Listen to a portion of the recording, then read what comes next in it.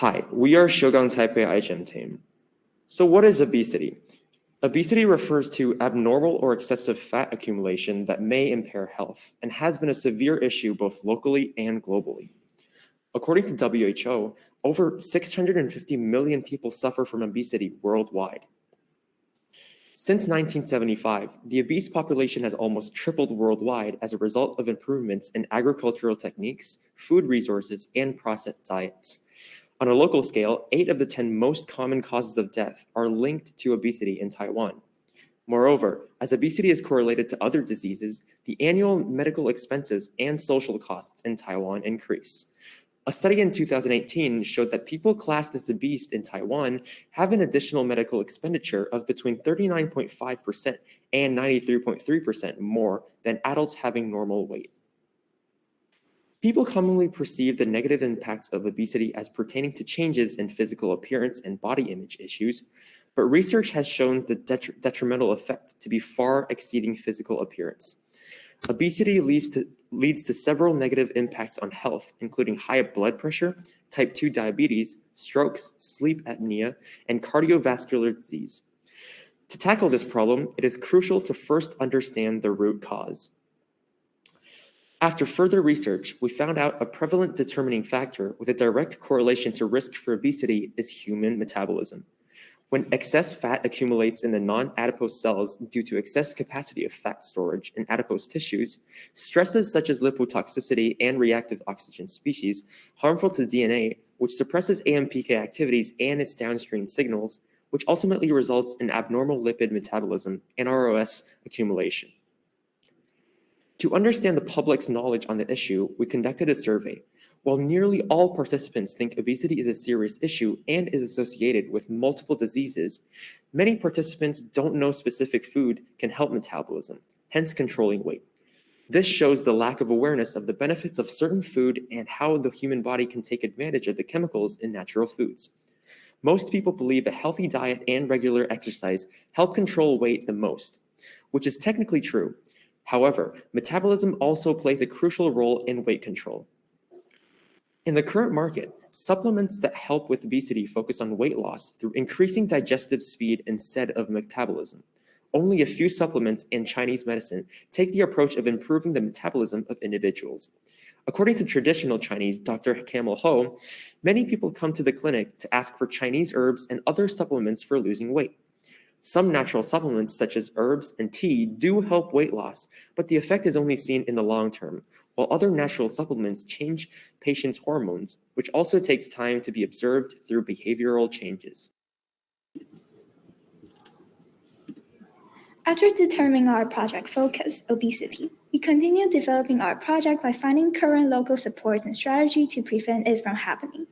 Although excess food consumption is one of the causes of obesity, environmental stresses such as academic or work-related stress, lack of sleep, and other stress that humans encounter daily contributes to an imbalance in metabolism that causes obesity, according to research. So instead of investigating solutions to lose weight, the team decided to focus on the imbalance of metabolism. This brought us to research on one main natural component of local obesity-preventing supplements in Taiwan, brown algae extract. Brown algae, a seaweed, is utilized as a nutrition food in Asia. Brown algae contain many compounds, one of which is fucocosfin. It is a natural compound that can induce uncoupling protein 1 in white adult tissue, causing fatty acid oxidation. It significantly reduces triglyceride and cholesterol and mitigates the misregulation of several enzymes related to fatty acid synthesis, and its unique structure contributes to its function in antioxidants, anti-inflammatory, anti-obesity, and anti-cancer. Furthermore, there are no similar experiments working to prevent the utilization of nutrient extracts in obesity. Thus, the team decided to test whether brown algae extract prevent obesity caused by environmental stresses. We aim to carry out the design of a cell viability assay along with overexpressions of a metabolism sensor gene in human, AMPK, with brown algae extract. The growth phenotype of different strands of cells can be compared and conclude the effectiveness of supplements on mitigating the defective phenotype induced by environmental stress. Our team is limited by our high school P1 lab and the ethical concerns about using human cell lines.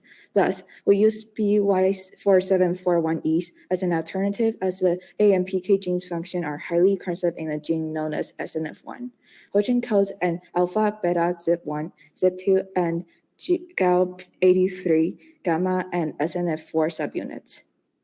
Since we weren't able to clone all subunits downstream to one single plasmid nor transfer plasmid each with an individual subunit, we focus on the alpha subunits as it is the controller of metabolism and will be referred as SNF1 throughout the rest of the discussion. With the SNF1 gene, we also want to determine which part of the gene plays a more vital role in mitigating stresses, and thus truncate the two negative protein domains of SNF1. N truncate deletes catalytic activities, and C truncate deletes the gene's ability to interact with other proteins. We also conduct a cell viability assay on yeast with overexpression of the two truncated genes. With the 4 clone coding regions, SNF1 full length, N truncate, C truncate, and a control EGFP downstream of a pGAL promoter, which turns on in the presence of a galactose. Galactose not only turns on the pGAL promoter, but also provides yeast with an alternative food source, causing carbon deprivation stress. We confirm our sequence doing PCR on our bacterial colonies to confirm our colonies do consist our cloning regions. Furthermore, send out the data to Mission Biotech and transforming them into B14741 yeast. To confirm the functionality of our plasmid, we conduct galactose induction with time course to determine the time when our downstream genes are expressed in the presence of galactose, which is required to determine if the mitigation of defective phenotypes is caused by overexpression of the clone downstream genes. We use RT-qPCR with the presence of galactose to induce our pGAL promoter with time course sample collection to determine mRNA induction levels. Result shows that the pGAL promoter is turned on in the presence of galactose, expressing pGAL EGFP, the control, up to 20 folds in 41 hours, proving the functionality of the pGAL promoter. However, PGSNF1 full length express 5 folds and 41 hours. pGAL SNF1 N truncate express no more than 2 folds. pGAL SNF1 C truncate express 3.5 folds and at 41 hours, while the control pGAL EGFP express 20 folds at 41 hours. In other words, SNF1 full-length N truncate and C truncate mRNA inductions aren't as significantly induced in the presence of galactose during all observed time points of 0 minutes, 30 minutes, 1 hour, 17 hours, 24 hours, and 41 hours. The team suspects that this result may be due to the incomplete observation of the time courses, as the chosen time points are restricted to the school schedule and thus miss peak induction time. The SNF1 N truncate and C truncate might be induced during the time points our team did not observe. We also suspect that the coding regions might interfere with endogenous SNF1 functions, which is involved in many different biological activities and pathways related to metabolism, causing negative feedback mechanisms in SNF1 proteins. After confirming the functionality of our promoter, we conducted a trial of cell viability assay with 6 yeast strains, wild-type yeast, knockout SNF1 yeast, SNF1 full-length, N truncate and C truncate, and our control EGFP, along with brown algae extracts to compare the growth phenotypes of different strains and conclude whether the combination of brown algae extracts along with SNF1 full-length, N truncate, C truncate respectively under single or double stress from the environment is mitigated. We induce stress that mimic the environment that everyday human would experience on the yeast with overexpressed coding regions, heat shock, and carbon deprivation. We grew yeast at 37 degrees Celsius instead of 30 degrees Celsius and replaced glucose, the common food source of yeast, with galactose, which could also express our plasmid to achieve heat shock and carbon deprivation stress.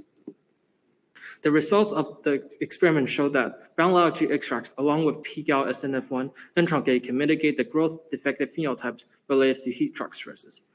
This provides evidence to suggest that the C-terminus plays a more vital role in the mitigating environment stresses along with brown algae extracts. This might be due to the C-terminus still able to interact with other proteins, turning on other pathways. However, no evidence can be been seen to support the idea that the growth defective phenotype is mitigated in other environment stress combinations, including double stress, along with SNF1 genes and brown algae extracts.